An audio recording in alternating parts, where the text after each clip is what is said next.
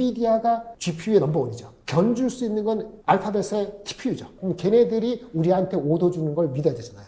근데 그게 맞으면 HBM은 수요가 있다고 봐야 되겠죠. 그렇죠. 근데 HBM 마진이 지금 D램보다 낮거든요. 네. D램이 너무 많이 올라갔고 GPU 입장에서 HBM을 안정적으로 공급받으면 어떻게 돼요? 우리 가격을 올려줘야 되겠죠. 실제 지금 내고를 하고 있는데 그 가격이 아직 협상이 안 끝났어요. 그게 나오는 게 빠르면 10월달, 늦으면 11월달 될 것 같은데 노이즈가 나와요. 보세요. 오늘 김장렬 센터장님 모시고 시장 점검해 보겠습니다.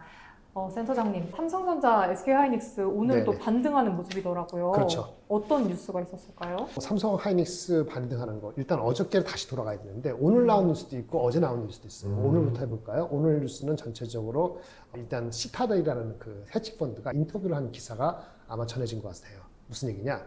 한마디로 7월달에 엄청난 이게 디레버리지 부채를 가지고 레버리지를 해가지고 투자한 거잖아요. 그걸로 해서 망가져갖고 청산당하고 난리 나고 시타델도 그렇게 해갖고 인수했지 않습니까? 그런 걸로 인해서 주식시장이 많이 망가졌고 IT 반도체 주식이 삼성 하이닉스 영향을 받았잖아요. 그런데 인터뷰 이렇게 했습니다. 7월에 그 디레버리징에 의한 주식시장의 폭락은 어느 정도 끝났고 이제 다시 레버리지 기반으로 기계적으로 매수를 다시 해야 되는 그런 시기가 다시 들어올 준비를 하고 있다.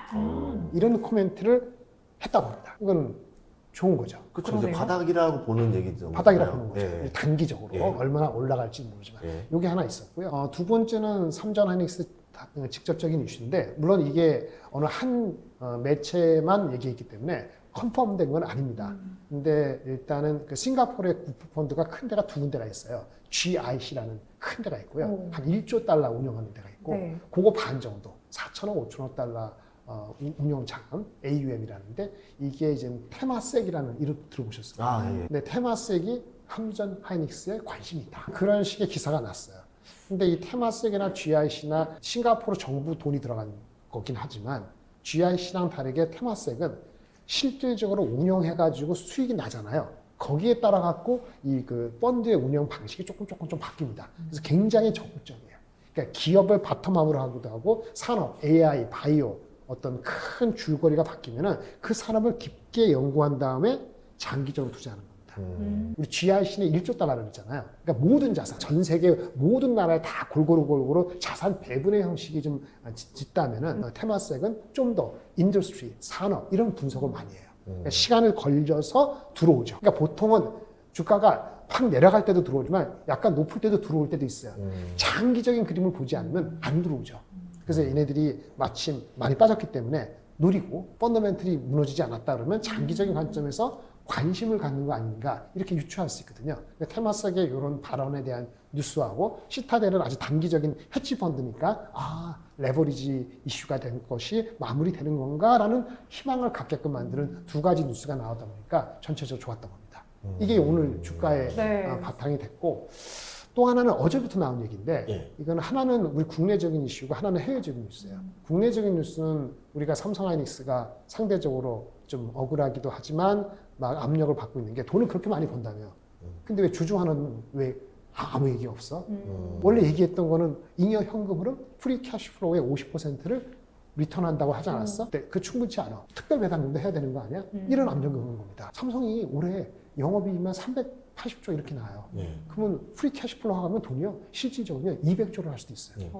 할 수도 있다는 거지 해야 된다는 건 아니고 하이닉스 마찬가지입니다. 프리 캐시플로우는 어떻게 하냐면 영업이익에다가 감가상각 더하고 그다음 다른 거 더하고 그다음에 캐펙스 빼고 그다음에 세금 빼고 이렇게 하면 영업이익하고 어떻게 비슷하게 떨어지는데 영업이익보단 작게끔 프리 캐시플로우가 나옵니다. 그러니까 영업이익이 한 270점이면 감가상각 7, 80조 더하고 뭐 캐펙스 50조 빼고 더하면은 대충 220, 30조 남아요. 올해 한 해에. 그럼 어떡하죠? 프리 캐시플로우 50%를 한다는 게 삼성전자가 천명한 거잖아요. 그럼 하이닉스도 그 정도 해야 되지 않습니까? 네. 계산이 나오죠? 얼마 나와요? 100조 이상을 하는 거죠. 네. 100조 이상을 하게끔 계산이 나오는 겁니다. 근데 이게 삼성 하이닉스가 컨펌 안 했을 뿐이지 이미 기사에 나왔어요. 6월 달에 한국경제신문에서 나올 때 100조 주주환원. 그 중에 40조는 그 자사주 매입 소각. 왜 나왔을까요? 그때가 뭐 분위기 좋을 때 아니었나요? 분위기 왜 좋았어요? ADR 상장하려고. ADR을 상장한다 그랬어. 아. 근데 결국은 그거 일어나지 않았죠. 예. 그리고 40조 자사주 매입이 안 일어나고 그러니까 지금 빚진 거죠. 뭐 컨펌은 안 했지만 아니 프리 캐시플로우가 애널리스트 하면은 200몇 조가 나오는데 최소한 200조, 230조 나오는데 그럼 50% 하면은 100조 이상 나오는 거고 예. 그게 신문이 그렇게 보도를 했고 네. 근데 ADR은 발행을 해갖고 40몇 조 발행하고 네. ADR 때문에 우리가 뭐 어떻게 된지 모르지만 그거 가면서 수급이 글로 쏠리면서 본주는 더 피해를 받잖아요. 외국인이 그거 사니까. 그러니까 당연히 주주 환원 정책을 돈도 되니까 해야 되는 거죠.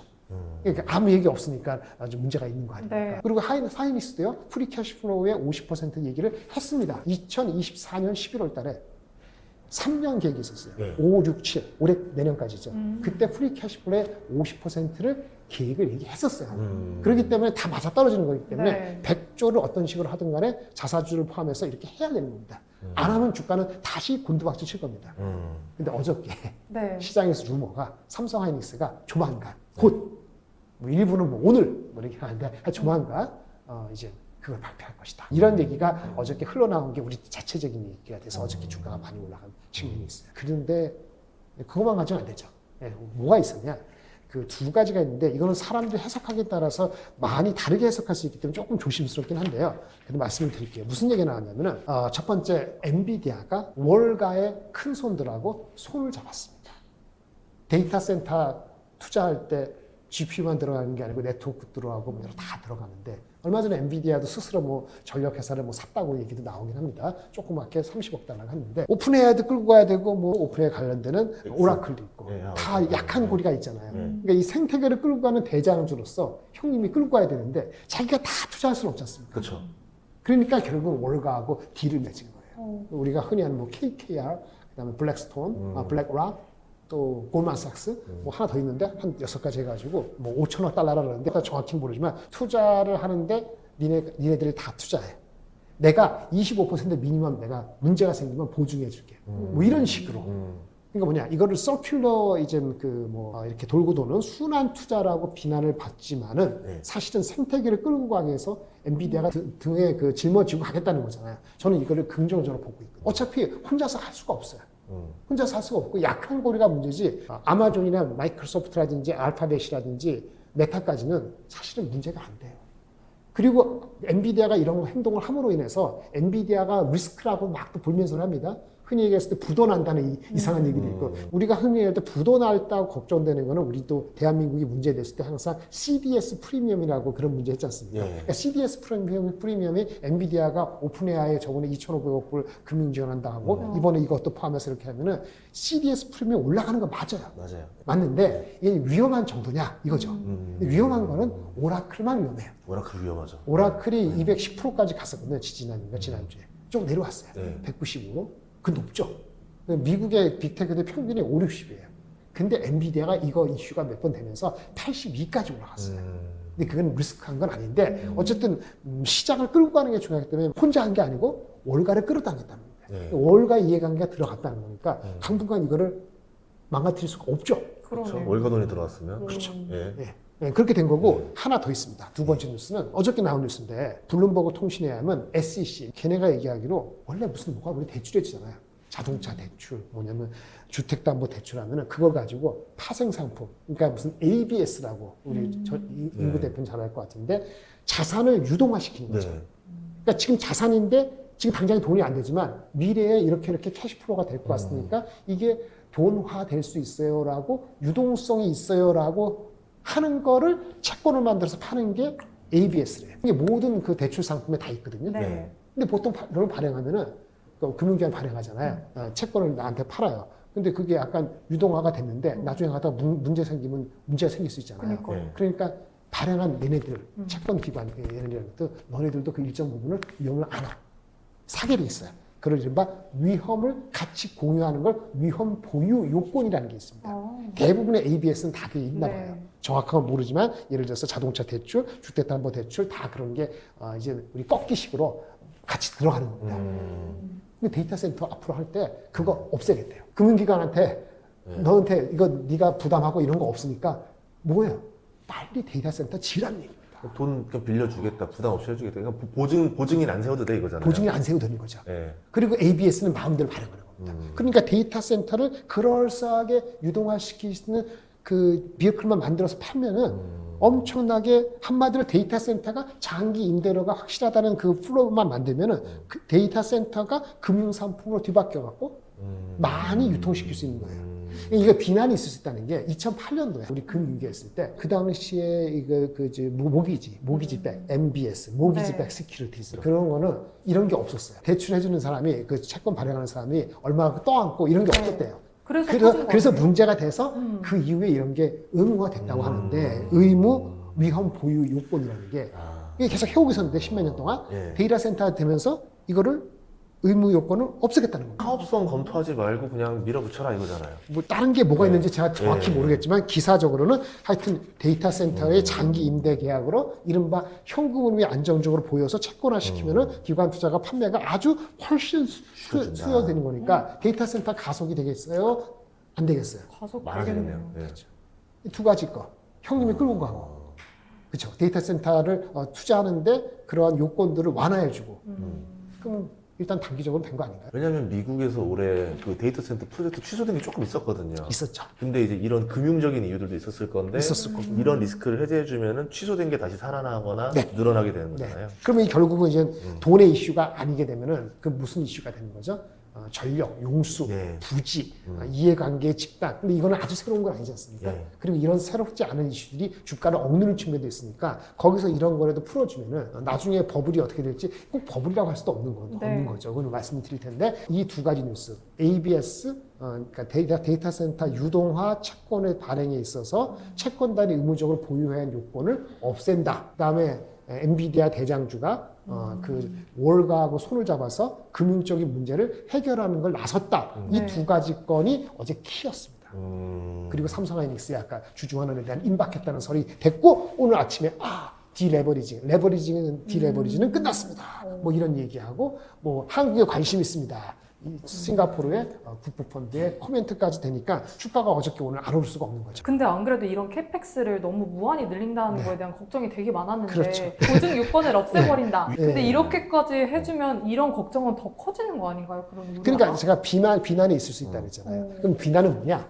그렇게 보증인도 ABS 이해관계 낮춰주고 큰형님이 오고 하는데 핵심은 뭐냐? 우리가 그걸 못 물어보죠. 수요가 진짜 있어. 그러니까 데이터 센터를 짓게 돈이 됐어. 돈이 준비됐어요. 그리고 뭐 전력도 준비된다 합시다. 부지도 뭐 여기 안 되면 텍사스 가서 하고 뭐 한다 합시다. 근데 우리가 지금 모르는 건 뭐냐면은 지금 그렇게 돈을 준비해 데이터 센터 짓잖아요. 걱정은 뭐냐면 그게 가동될 때가 언제인지 아세요? 1년 반, 2년 뒤에요. 그러니까 올해 지금 데이터 센터 짓는다는 거는 그게 문제가 된다는 거는 내년에 알 수가 없어요. 그러니까 내년에 문제가 생긴다는 거는 작년에 투자했던 거니까 내년에 수요인데 결국 뭐냐? 내년 내후년 넘어갔을 때 실제 우리가 여러분들이 그 에이전트 AI가 됐던 아니면 그냥 여러분들이 계속 쓰는 됐던 우리 토큰을 생성하는 우리의 수요가 진짜 얼마만큼 센지를 알아야 되잖아요. 그렇죠. 그거를 아무도 정확히 몰라요. 더 불안한데요? 아무도 모르니까 올라간다 보는 거죠. 그러니까 7,400억 달러가 1조 달러 되고 1조 5천억 달러 된다는 건데 첫 번째 우리가 안다는 거는 엔트로픽, 클로드, 그다음에 제미나이 우리 쓰는 거, 오픈 AI. 우리가 B2C로 하는 거가 우리가 얼마를 3만 원 주고 쓰는데 이 가격이 3만 3천 원 올려도 묶여 있으면 계속 쓸 것 같아. 수요는 내가 혼자 지금 보니까 1년 전보다 한 40% 늘린 것 같아. 내년에 또 50% 늘 수 있겠지. 이 정도만 생각하는 거예요. 네. 그런데 엔트로픽하고 오픈 AI는 우리보다 더 영리하니까 많은 데이터가 냈죠. 그게 반이 있다 하더라도 B2C 반이 안 될 텐데 B2B가 있죠. B2B 우리 영역을 우리가 잘 모르죠. 네. 걔네들만 하는 거예요. 걔네들. 그럼 B2B는 뭐냐? 우리가 여기도 쓰시고 계실 텐데 기업들 가서 거기 엔지니어도 있고 그런 거 많이 전문적으로 연구하는 사람도 있고 디자인하는 사람도 있고 맞아요. 편집하는 사람도 있고 그 사람들이 회사에서 회사 돈으로 쓰는 거잖아요. 네. 근데 버짓이 많이 들어가니까 뭐 줄인다 어쩐다 하는데 네. 기본적으로 많이 쓰게 되면 쓰게 돼 있지 않습니까? 근데 그게 얼마만큼 쓸 것이냐는 걸 그 사람들은 예측할 수 있을까요? 못하죠. 그걸 다 모아서 걔네들이 오픈 AI하고 챗GPT한테 저기 뭐 클로드가 가는 건데 거기서 기대를 하면은 에이전트 AI가 엄청난 기대를 할 것이라는 생각을 하는 거죠. 에이전트 AI가 하면은 근데 그거에 대해서 아무 재밌는 얘기를 했는데 네. 또 수요에 대한 얘기니까 잠깐 할게요. 근데 어저께도 그런 얘기가 나왔어요. 클라우드 플레어라는 회사가 있습니다. 네, 미국에. 네, 맞아요. 이 회사 참 좋습니다. 꾸준히 올라요. 네. 논스톱으로. 네. 여기에 CFO가 어저께 한마디를 하셨더라고요. 인터넷 트래픽의 추세를 분석했는데 원래 내년도 되면은 사람보다는 기계가 AI가 자동적으로 생성하는 트래픽이 사람보다 더 많이 할 거다. 내년에. 근데 5월 달에 이미 됐대요. 5월 달에 이미 사람보다는 자동적으로 트래픽을 생성시키는 AI 드리븐된 트래픽이 더 많아져서 크로스오버 됐다는 거예요. 그러면서 무슨 얘기를 하냐면은 향후에 예측을 하는데 예측을 향후 5년 내래 AI 머신 이런 얘네들이 생성할 수 있는 그 트래픽이 인간이 생성하는 것보다 인간이 생성하는 것보다 5년 내에 1000배가 늘어날 거다. 5년 내에 인간은 1000분의 1도 안 되는 영향력이라는 거죠. 인터넷 트래픽. 그러니까 자동적으로 트래픽을 생성하는 게 기하급수로 는다. 이미 올해 5월 달에 인간보다는 비인간이 늘어가기 시작했고 이게 가속이 엑스포넨셜하게 돼서 향후 5년 내에 최대로는 1000배, 한 몇백 배 이렇게 늘어난다는 거예요. 인간의 의미가 없죠. 아니 AI가 얼마나 계속 또 자기 루프 피드백을 돌려서 얼마나 100배가 느는지 200배가 느는지 1000배가 느는지 그죠? 5년에 1000배면은 만약에 중간에 2년 내면은 내후년에 데이터 센터가 많이 가동될 때 네. 지금 투자하고 있는 것들이 막 7천억 달러 내년에 1조 달러 하는 게 27년도, 8년도, 9년도 지금 5년 흐름의 중간쯤 되잖아요. 네. 거기에 영향을 미치는 수요 예측을 하는 건데 그게 수백 배, 1000배까지 늘 수 있다라고 하는 거죠. 예. 이거를 핵심적인 뭐냐면은 결국 에이전트 AI예요. 여러분들이 혼자 돌리는 건 몇 번이나 하세요? 하나의 주제 가지고 저는 한 5번 돌리고 뻗거든요. 네.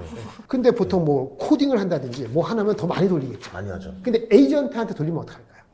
얘가 또 동시에 다 그치. 물어봐서 하니까 예. 우리가 명령어가 아니라 얘 명령어 한번 그렇죠. 내리겠죠. 맞아요. 근데 일단 에이전트를 우리가 한 사람당 기업에서 몇 개나 가지고 있을까요? 지금은 뭐 쇼핑 에이전트, 검색 에이전트 제한적인데 여기 단 게 코딩 에이전트, 예. 쇼핑 에이전트, 그다음에 커스터머 서비스하는 에이전트, 나 대신에 그 고객들 리퀘어먼트를 대응해주는 에이전트, 자동적으로 소프트웨어를 뭐 디버깅해주는 에이전트. 그 에이전트 수가 지금 생각하는 게 한 10개인데 이게 에이전트 수를 본인마다 10개 갖고 있는 사람이 있고 5개 갖고 있는 사람이 있고 20개 갖고 있는 거지. 그거 첫 번째 포캐스트, 에이전트 수. 두 번째는 그 에이전트 각각에당 걔네들이 한 번 돌릴 때 어떤 주제를 가지고 돌릴 때 몇 번은 돌릴 것이냐. 우리보다 많이 돌리겠죠. 20번, 30번, 50번, 100번 돌리지 않겠습니까? 개인 비서는 보통 10번을 해야 돼요. 내 대신 개인 비서니까 10번 이상 돌리고 코딩하는 건 50번 이상. 그 다음에 리서치하는 건 한 수백 개. 뭐 이런 식의 그 각각의 에이전트가 몇 번 돌리는 것도 지금 돌리는 거하고 2년 뒤, 3년 뒤 때는 다르잖아요. 예. 그러니까 에이전트 수를 갖고 가는 것도 10개. 그러니까 에이전트 수는 제한적이야. 안 그러겠어요? 에이전트로 사람이 머리가 돌아가는데 20개선은 달지 못한단 말이에요. 그러면 에이전트가 가서 에이전트가 돌리는 거, 루프는. 이건 진짜 예측이 어렵죠. 또 하나 뭐가 들어가냐면 그럼 얘네들이 하다가 AI에서 막 돌리다가 여기 데이터가 없고 그러면 어떡하죠? 외부로 접속하죠. 네. 그러면 그 또 좀 많은 게 필요한데 그 외부 API에 접속하는 거는 또 다른 영역이에요. 이게 클라우드 플레이한테 매우 중요해서 이런 얘기를 하는 건데 그것을 몇 번이나 외부하고 접속할까 하면은 여행을 예약할 때는 보통 여행가 지금 현재는 50번. 50번 왔다 갔다 하고 쇼핑을 만약 결정 짓는 데는 네. 외부하고 액상할 때 200번. 단순 질문 5번이에요. 그러니까 이 외부하고 접속하는 것들. 아까 지금 말했잖아요. 에이전트 수. 그 다음에 에이전트가 돌리는 루프 수. 그 다음에 아까 말한 그것이 외부하고 접속하는 수. 그 다음에 이렇게 할 때 한 번 이렇게 접속하고 콜할 때, API 콜할 때 그 단위당 길이가 얼마나 길까요? 단위당 길이. 얼마나 복잡한 것이 수행하느냐에 따라 갖고 흔히 얘기했을 때 이게 한 번에 몇백 킬로바이트인지 몇 메가바이트인지 몇십 메가바이트 모르잖아요. 예. 그러니까 우리가 예측하기가 쉽지 않죠. 이게 다 모아진 것이 수요예요. 근데 그 수요가 지금 예측할 수 있는 거랑 2년 뒤에 어떻게 될지, 그러니까 그거는 오픈 AI하고 챗GPT하고 그 다음에 클로드 이런들이 다 모아지는 거고, 그래서 걔네들이 그걸 결정하고 데이터 센터에 주고 데이터 센터에 맞는 GPU가 들어가고 이게 다 들어가는 겁니다. 그러니까 우리는 메모리는 알 수가 없어요. 그러니까 밸류에이션이 가장 낮은 거는 맞아요. 사이클적인 특성이 아니고도 디파인 되는 거는, 그래서 오픈 AI하고 엔트로피 예. 얘네가 얼마에 상장되는가 매우 중요하거든요. 가치를 높게 받고 상장하는 게 우리 수급을 뺏어나와서 싫다는 게 아니고 그렇게 받는 게 우리가 중요해요. 그렇죠. 그게 근데 저기 스페이스X가 들어가고 뭐 다른 거 수급 뺏겠다 이렇게 단순하게 보는 게 아닌데 저는 그래서 오픈AI가 상장을 누려진다는 게 별로 좋지도 않았어요.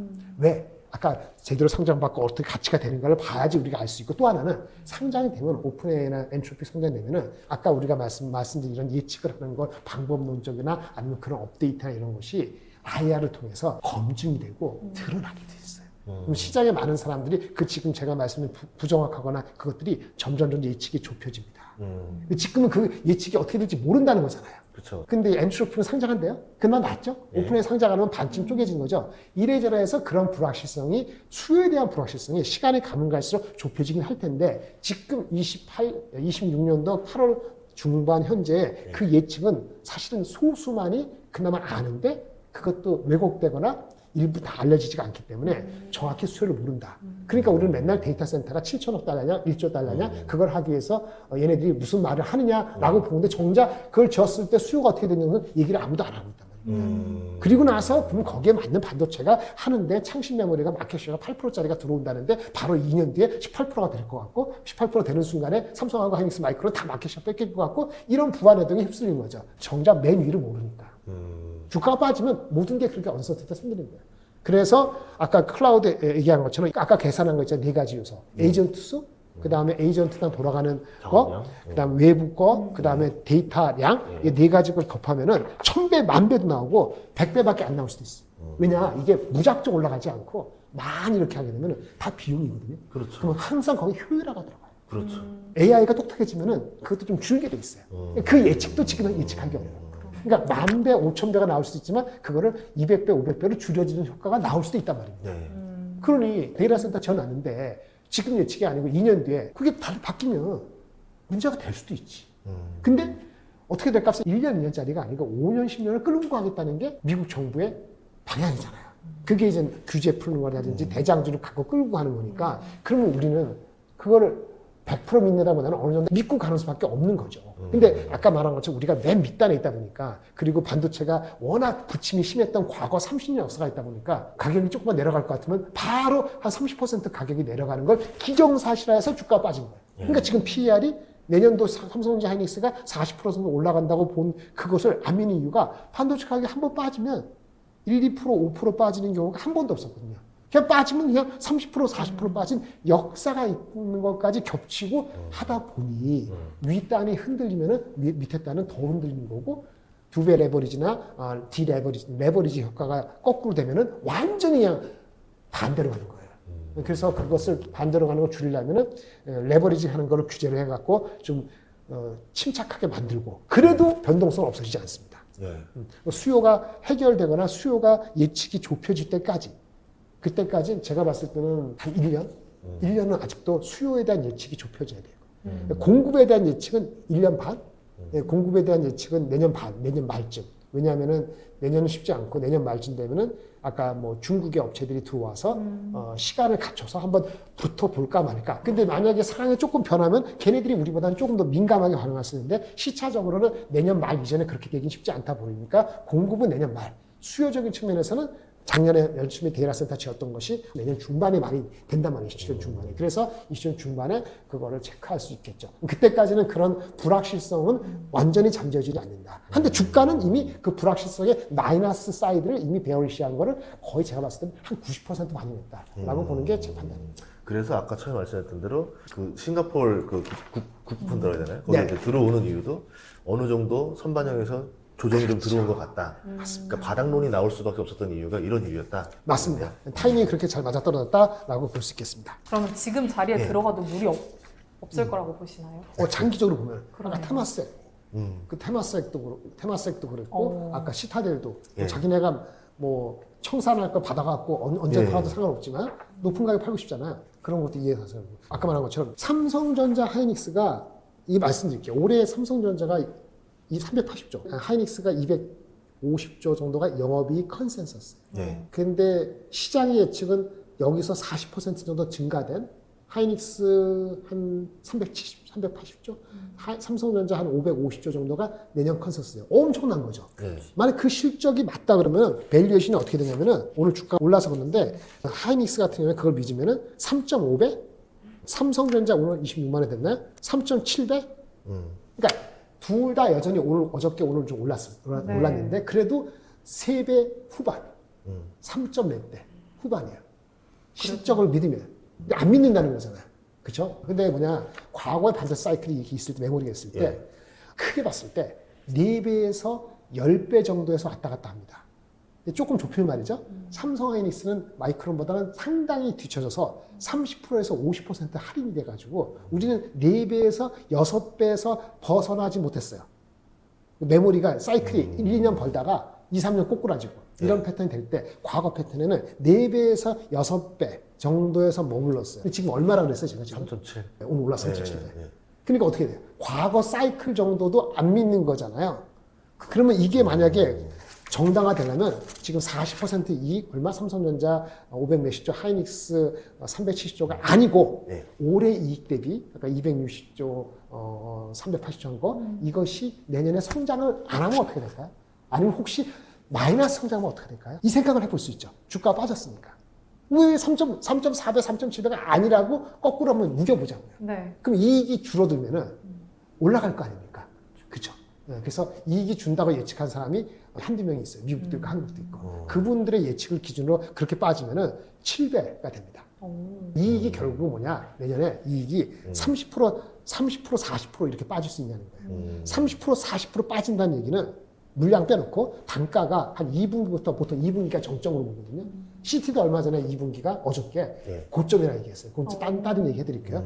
2분기 고점 하니까 어떤 느낌이 받았어요? 끝물이다. 떨어지는 아니 그 다음에 3분기, 4분기 어떻게 될까요? 반도체 가격이? 내려간다 보는 거죠. 얼마나 내려가면 내려간다고 해요? 저는 28년까지는 그냥 평탄한. CT가 피크라는데 네. 피크라는데 그렇게 해놓고 네. 2분기 피크 네. 내년 하반기가 네. 내년 상반기보다 얼마 정도 빠지길래 피크라는 얘기를 그렇게 헤드라인 잡았을까요? 우리는 이렇게 빠질 줄 알았는데 실제로 요만큼 빠지는 거 아니에요? 예측을 네. 하반기가 상반기 대비 3% 아, D램, 랜드는 5%, 3% 5%면 네. 코스트가 그 이상으로 빠져요.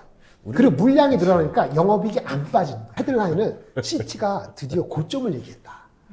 어저께가 그저께 얘기했어. 어쨌든 간에 네. 고점 치고 내려오는 각도는 몰라도 2분기 정도는 고점이라 얘기 아까 말씀드렸잖아요. 수요의 언서티티가 나타날 수 있고 중국 애들은 내년 하반기인데 삼성 하이닉스가 새로운 공장 가동되는 게 2월에서 7월이에요.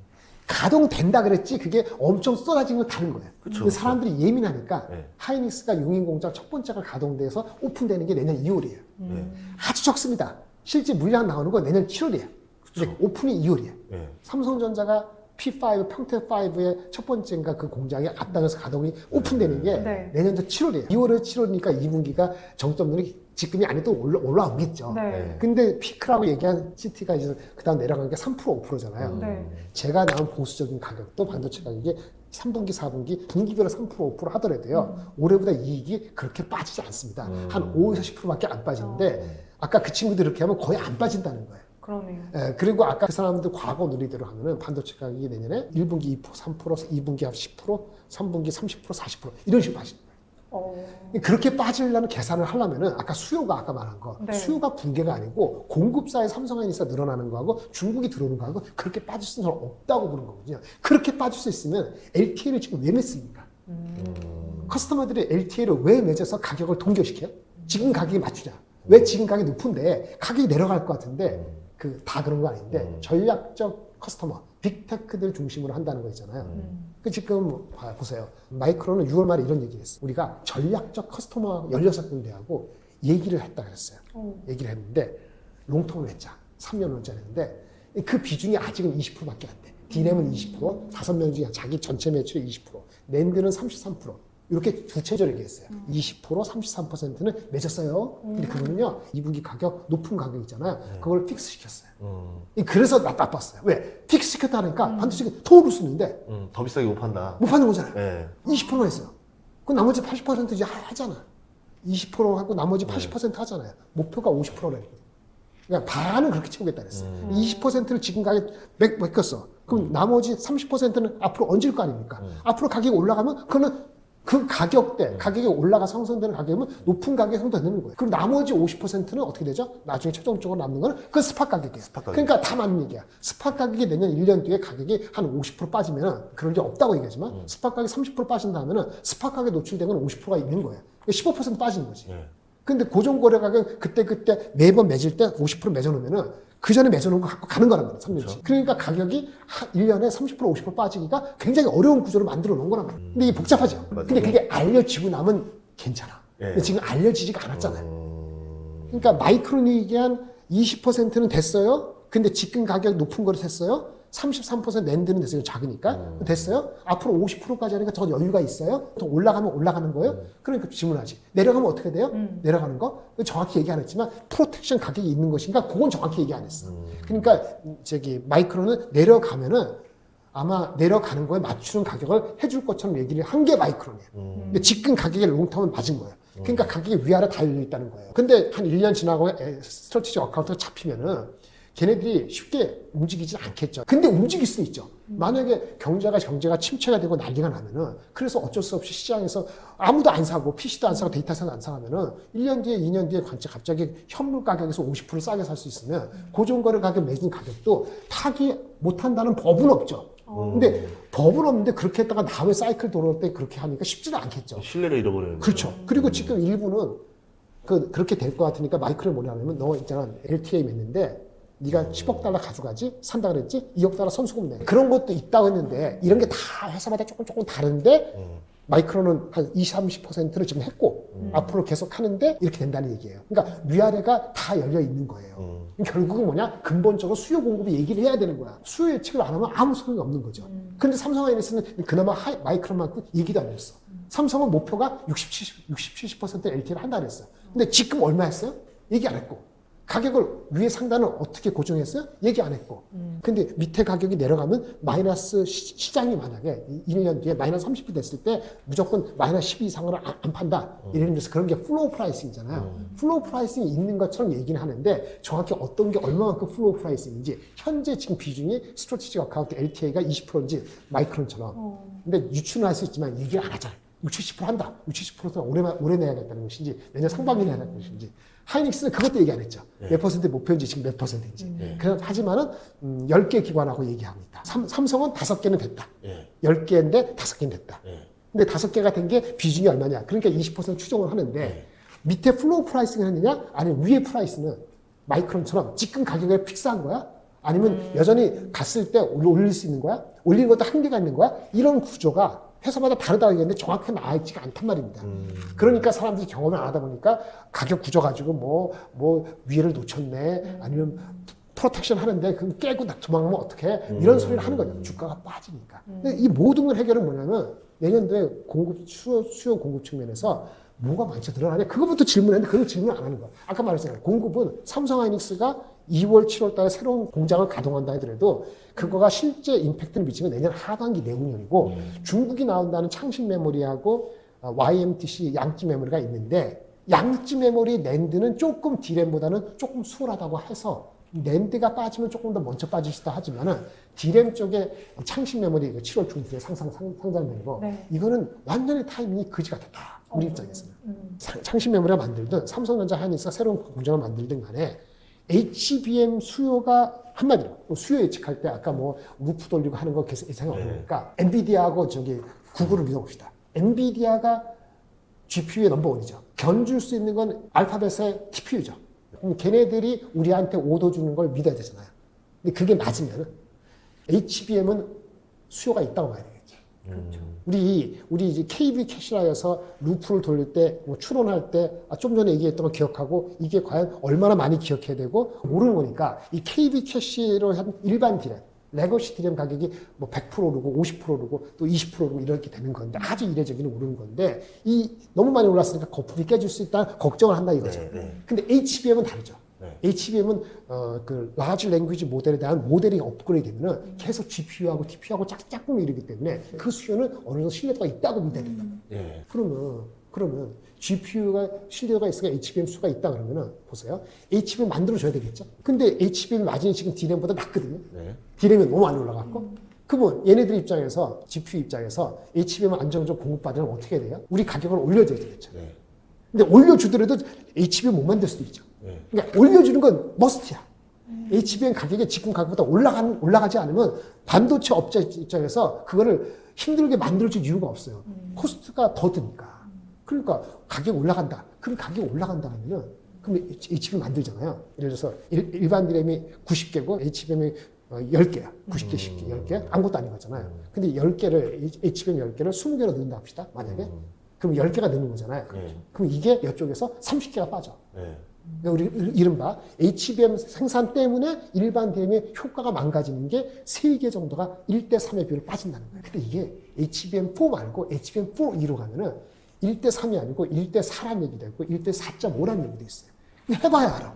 아직 HBM4E는 생산을 안 하고 있거든요. 네. 그러니까 뭐냐, 지금 GPU하고 이쪽 수요가 맞다고 믿으면은, 아, 타이트하구나. 그럼 가격을 내고를 할 때 올려받겠네. 라는 얘기가 맞지 않습니까? 실제 지금 내고를 하고 있는데 그 가격이 아직 협상이 안 끝났어요. 그게 나오는 게 빠르면은 10월달, 늦으면 11월달 될 것 같은데 노이즈가 나와요. 보세요. HBM이 부족한 거예요. GPU 대비했을 때. 만들어주면 가격이 내고 높여야 되는 거예요. 근데 GPU도 그게 필요하니까 HBM 못 만들면은 GPU 만들어봤자 엔비디아 못 팔아. 그러니까 GPU를 팔려면 HBM 짝꿍이 돼야 되는 거니까 그렇죠. 가격을 높여줘야 되고 동시에 그래도 만약에 생산할 때 제품이 문제가 생긴다. 뭐 기술적으로 어렵고 삼성은 잘하는데 하이닉스 못하고 하이닉스 하는데 마이크로 못하고 한 명도 잘 못하지 않으면 다 끌고 와서 물량도 안정되면서 가격도 적당히 올려주면서 해야지 HBM이 안정화돼야지 엔비디아가 GPU 많이 팔아먹고 그래야지 데이터 센터 들어가는 게 제대로 되는 겁니다. 그런데 지금 가격 내고 되고 있는데 노이즈가 뭔지 아세요? HBM의 스펙을 낮춘다고 하면서 지난주에 난리가 났습니다. 삼성 하이닉스가 목요일 금요일에 HBM이 4인데 지금 네. 생산이 지금 말하는 HBM3이고 지금 막 생산이 들어간 게 HBM4고 HBM4가 루비라고 하는 거고 내년에 하려면 HBM4E 그게 루비는 울트라 하라는 건데 갈수록 스펙이 높아진단 말입니다. 스펙을 낮춘다. 루비는 울트라라는 새로운 GPU 버전을 하는데 거기에 HBM4E가 들어와야 되는데 그 스펙이 높아지고 메모리 용량도 많아져야 되는데 여차저차해서 엔비디아가 스펙을 낮췄다 이런 얘기가 처음에 나왔어요. 그러니까 메모리 수요가 주는구나 라고 생각하잖아요. 근데 그게 아니고 생산 스킬 아까 안정적인 게 쉽지가 않아서 하이엔드는 HBM4E를 일부 하고 그 다음에 그 밑에 거는 HBM4 지금 버전을 하는데 HBM4도 8단이 있고 12단이 있어요. 12단이 더 어렵잖아요. 그러니까 8단, 12단 낮추고 그래도 물량이 딸리는 건 어쩔 수 없이 HBM3E도 하고 이런 식으로 다양하게 합니다. 수요를 계산하는 건가 보네. 좀 더 하이엔드 올리기보다 수요를 잡아서 양을 맞춰주겠다. 맞습니다. 안정적으로. 그래야지 자기는 GPU를 팔아먹어요. 옛날에 마이크론이 수율 위주로 가면서 조금 더 기술 속도 늦추더라도 수율 많이 잡아서 이익 내려고 했던 전략이 있었거든요. 근데 이게 HBM4E 앞두고서 그 얘기가 나와서 지난주에 한번 나쁘게 수요가 준다고 나왔고 오늘은 어떻게 나왔냐면 야 그게 아니고 그게 수요가 주는 게 아니고 공급에 딸려서 이렇게 맞추는 거야. 그러니까 사실은 그렇게 하더라도 내년에 HBM 수요, 비트 수요가 올해보다는 60몇 % 증가돼. 굉장히 좋은 거거든. 그러니까 가격을 올리는 거고.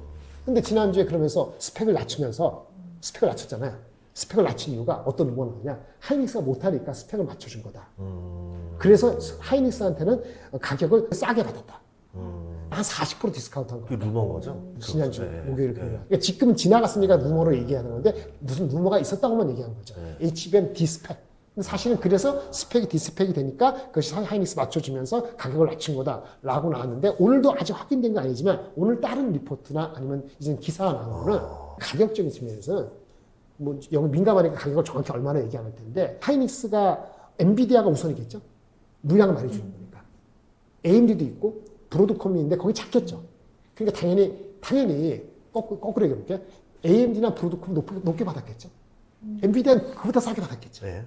근데 사람들이 이제 엄청 싸게 받았다고 하는 그 가격, 엔비디아 가격이 얘네보다는 적게 주는 거예요, 당연히. 근데 그 루머했던 가격보다는 30%가 더 높습니다. 오늘 알려진 거는. 그래서 어저께 지난주 나왔던 루머 가격은 상대적으로 다른 데도 하는 것보다 엔비디아 쪽이 낮았다는 거는 맞는데 그 가격이 루머한 건 30% 높은 가격인 걸 또 오늘 나오고 있거든요. 그러니까 중요한 건 뭐냐. HBM이 부족해서 이런 사태가 일파만파 과장되고 있다는 거죠. 여기를 믿어야 되는 게 GPU 수요, 엔비디아 믿어야 되고 안 믿으면 안 되고 HBM 짝꿍이 가는 거잖아요. 가격이 올라간다 안 올라간다? 올라가겠죠. HBM 가격이 올라가면요. 아까 물량 만들 것이고 그러면 일반 안 들면은 아까 일반 디램이 캐파가 준다 그랬잖아요. 근데 어떻게 가격이 갑자기 일반 디램 가격이 30% 50% 빠질 수 있죠? 6개월 뒤에? 말이 안 되지 않습니까? 그래서 펀더멘틀은 사실은 아까 처음에 얘기할 때 클라우드 플레어가 얘기한 것처럼 수요가 갑자기 사람들이 에이전트 AI를 쓰는 게 갑자기 이렇게 되는 게 아니지만 수요도 안 그러니까 공급 쪽에서 이슈니까 결국은 HBM에 해당되는 GPU 숫자가 근본적으로 흔들리는 그래서 근본적 GPU가 HBM 못 만들어서 안 팔리는 게 아니고 걔네들이 GPU 숫자가 안 팔릴 것 같다는 그런 얘기가 나오기 전까지는 펀드는 흔들리는 게 아니에요. 그거 흔들리려면 어떻게 되냐면 엔비디아가 한 170불 가야 되는 거예요. 그러면 흔들렸다고 볼 수 있어요. 성장성이 없다고 보고 PER이 15배 되는 건데 그렇지 않은 상태에서는 흔들리지 않은 거면은 대부분 다 노이즈다. 그러면 고다. 이렇게 결론을 짓겠습니다. 너무 쉬운 얘기 너무 엔비디아 어렵게 주가를 보고 판단해도 된다는 얘기잖아요. 그렇죠. 그래서 두 가지인데 엔비디아 주가 170, 180. 네. 그 다음에 알파벳 주가? 알파벳 TPU가 중요하니까. 알파벳 제가 하는 300불? 금융 여건은 문제죠. 금리가 계속 올라갈 거면은 아까 약한 골이 있잖아요. 예. 오라클이라든지 CDS 프리미엄 높은 거 이런 쪽은 막아주고 해도 계속 노이즈가 나오잖아요. 그래서 금융 여건은 그 프리미엄이 되려면 금리가 안 올라가는 게 중요하죠. 사람들은 표피적으로 그만 보는 거니까 사실은 그렇죠. 금리를 한 번 올려도 영향 없어요. 근데 주가가 움직이니까 그렇게 되면 좀 편안하다 이렇게 말씀드릴 수 있겠습니다.